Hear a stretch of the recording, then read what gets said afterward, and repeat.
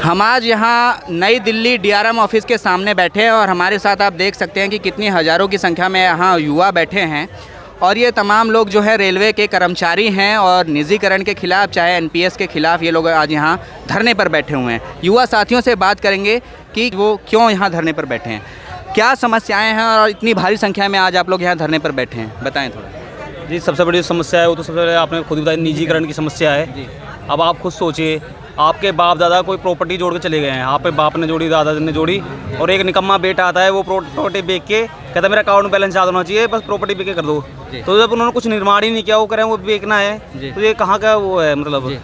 तो ये सब जो बनाया हुआ वो तो कहते हैं कि कांग्रेस ने 70 साल में कुछ भी नहीं बनाया है। मतलब जो कोई पहले गलत करके चला गया है तो वो भी ये भी आके गलती करेंगे। 70 साल में अगर कांग्रेस ने कुछ बनाया तो फिर बेच क्या रहे हैं ये। भगत सिंह कहते हैं कि इस देश को अगर कोई बदल सकता है तो वो युवा शक्ति बदलता है। तो ऐसे में ये जो युवा लोग हैं, आज बेरोजगारी की समस्या है, महंगाई की समस्या है या नौकरी की समस्या है, उसको लेकर आप क्या बोलना चाहेंगे?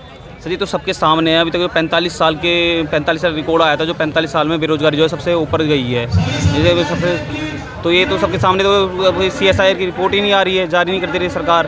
तो ये बेरोजगारी तो सबसे मेन मुद्दा है।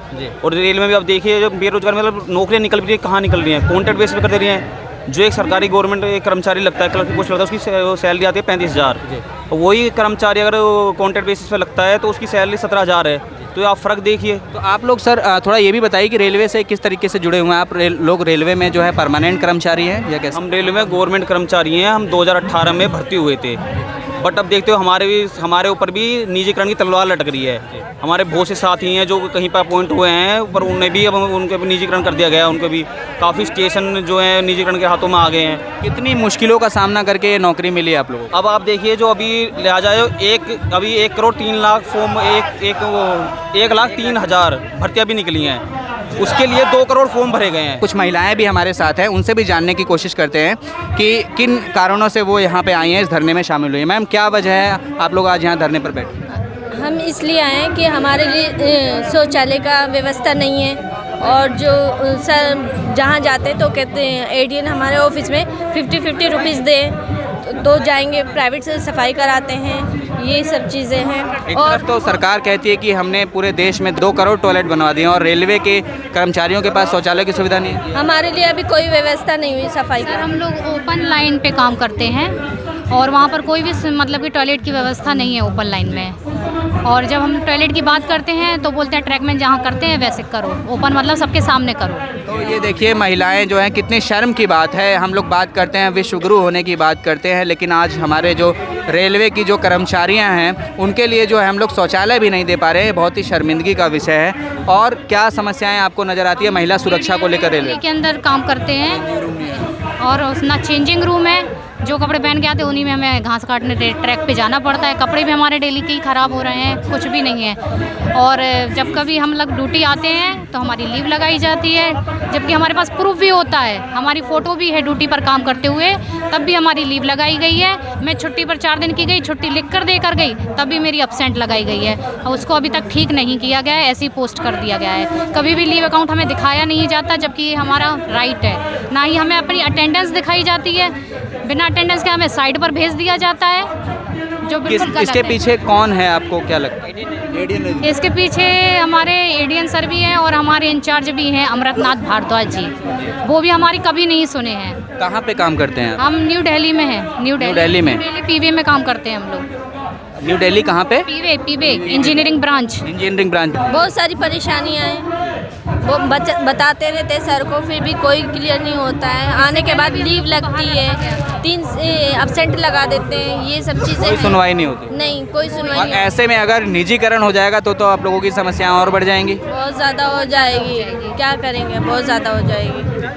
तो ये देखिए महिलाएं थी और किस तरीके से बता रही हैं कि रेलवे की ये लोग कर्मचारी हैं और शौचालय की कोई व्यवस्था नहीं है इन लोगों के लिए जब ये लोग काम पे रहती है, ना ही कोई चेंजिंग रूम है, उसको लेकर भी बड़ी समस्याएं हैं। और तमाम जो इनके अधिकारी हैं उन लोगों के ऊपर ये आरोप लगा रही है कि जो इनके जो हक हैं, चाहे वो शौचालय का हो चाहे चेंजिंग रूम का हो, तो अभी ये लीव ज़बरदस्ती जो है लीव लगाई जाती है इन तमाम चीज़ों पर ये लोग इन लोगों की नाराज़गी है। तो आप देखिए कि जिस प्रकार से रेलवे में इतनी तरह की समस्याएं हैं और उसके बाद भी जो है रेलवे को जो है निजीकरण करने की बात चलती है, एनपीएस की बात चलती है। तो आप सोचिए कि अगर निजीकरण हो जाएगा तो किस हद तक जो है शोषण किया जाएगा और किस हद तक जो इनके अधिकार हैं उनसे दूर किया जाएगा। आप देखिए हज़ारों की संख्या में जो है लोग यहाँ पे धरने कर रहे हैं, रेलवे के कर्मचारी हैं। लेकिन प्राइवेट होने के बाद में बहुत सी चीज़ें होंगी कि हमें एक तरह से हम गुलाम हो जाएंगे, ये है समस्या। जिस तरीके से निजी कंपनियों में जो है एम्प्लॉइयों का शोषण होता है वैसे ही जो है रेलवे में बिल्कुल वैसी हो जाएगी। हाँ जी। और महिला सुरक्षा को इसको आप किस तरीके से देखती हैं? अगर निजीकरण हो जाता है तो महिला सुरक्षा पे इससे क्या असर पड़ सकता है? क्योंकि हमें कुछ महिलाएं मिली, उनका ये कहना था कि अभी भी रेलवे में जो शौच जाने के लिए भी सही से व्यवस्था नहीं, उसमें भी दिक्कतें हैं। अभी कहीं कहीं पे तो बन गए हैं शौचालय और कहीं कहीं पे है नहीं, कॉमन है जेंट्स और लेडीज़। तो उस चीज़ के लिए भी हमें बड़ी परेशानियाँ झेलनी पड़ती हैं। क्या लगता है आपको कि क्या रेलवे का निजीकरण हो सकता है? क्योंकि भेल सेल गेल तमाम जो है कंपनियां बेची जा रही हैं और इस सोच के साथ बेची जा रही है कि ये राष्ट्र हित में है, क्योंकि कहीं ना कहीं आरोप लगाए जाते हैं कि सरकारी जो कर्मचारी है वो काम नहीं करते। नहीं सर, ये तो गलत है। मैम से बात करें। All India railway men's federation की ये बहुत बड़ी सोच है कि रेल में निजीकरण होना आम जनता के लिए सबसे ज़्यादा खतरनाक और हानिकारक रहेगा। साथ में रेलवे एम्प्लॉयज़ के लिए भी ये हानिकारक रहेगा। आम जनता के लिए तो किराए पहले बढ़ा दिए जा रहे हैं, ठेकेदारी पे जो जो काम दिए गए हैं उनमें लोगों को कहा जाता है कि 18,000 तनख्वाह है, लेकिन मिलती उनको 10,000 है। यही श्रेय हमारे साथ भी हो सकता है। जब हम ठेकेदारी पे आ जाएंगे तो हमारे साथ भी है। लेकिन all India railway men's federation, northern railway men's union इसका पुरजोर विरोध करती है और पूरी की पूरी एम्प्लॉयज़ फेडरेशन के साथ एक मंच पे खड़े हुए हैं और इसका निजीकरण का, निगमीकरण का, मुद्रीकरण का, पेंशन का और ठेकेदारी का पुरजोर विरोध करते हैं। जी, क्योंकि सरकार के द्वारा ये कहा जाता है कि अगर निजीकरण होगा तो ज़्यादा से ज़्यादा लोगों को नौकरियां दे पाएंगे, देश से बेरोजगारी खत्म होगी। आज की तारीख में देश, इससे पहले इतनी बेरोजगारी कभी नहीं थी जितनी आज बेरोजगारी है। जितने लोगों का, जितने गवर्नमेंट इंस्टीट्यूशन का इन्होंने निजीकरण किया, क्या वहाँ उन्होंने रोजगार दिए?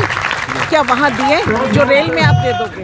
रेलवे का निजीकरण कितना घातक हो सकता है? क्योंकि हम देखते हैं कि दूर दराज के क्षेत्रों को भी रेलवे जो है जोड़ती है, जो मुख्य देश की राजधानी से जोड़ती है। ये पूरी आम जनता के लिए भी, बुजुर्गों के लिए, हर किसी के लिए ये सबसे ज़्यादा खतरनाक होगा, क्योंकि आम इंसान एक जगह से दूसरे स्थान पर कम पैसे में बिना किसी लाभ के लंबी दूरी नहीं तय कर सकता।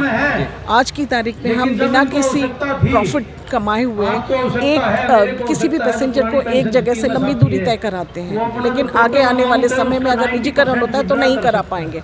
आप देखिए ना, तेजस चलाई थी, तेजस भी रद्द हो गई, वो नहीं चल पा रही है क्योंकि उनके पास यात्री नहीं मिल रहे। अरे हमारे देश की 80% जनता बिलो लेवल एवरेज की ग्रुप में आती है, तो आप उनको कैसे हाई स्पीड ट्रेन में बिठा सकते हैं? कैसे आप उनको ज़्यादा किराए पे सफ़र करा सकते हैं? वो बेचारे तो घर ही बैठे रह जाएंगे, वो तो कहीं जा ही नहीं सकेंगे। आज देश में मैम गरीबी है, बेरोजगारी है, भ्रष्टाचार है। अभी भी हमारे देश के आपने जिक्र किया कि 60 से 80% संस्थान है 2 जून की रोटी के लिए जो लोग हैं संघर्ष कर रहे हैं। ऐसे में मैं सीधा कहूँगा कि मोदी जी द्वारा बयान आता है कि हम देश में बुलेट ट्रेन चलाएंगे, लेकिन अभी भी कई ऐसे देश के हिस्से हैं जहाँ हमारी भारतीय रेलवे नहीं पहुँच पाई है। ऐसे में ये बुलेट ट्रेन का छलावा और निजीकरण, ये क्या जनता को धोखे में रखा जा रहा है? जनता को धोखे में तो नहीं रखा जा रहा है। ये हाई स्पीड ट्रेन का इन्होंने कहा है तो ये चलाने का काम तो करेंगे, लेकिन हम इसका पुरजोर चलाने नहीं देंगे। हम पुरजोर विरोध करेंगे क्योंकि हमारी 80% जनता इसका इस्तेमाल कर ही नहीं पाएगी। जैसे उन्होंने कहा था हवाई चप्पल वालों को हवाई जहाज पे बिठाएंगे, लेकिन वो पूरा नहीं किया।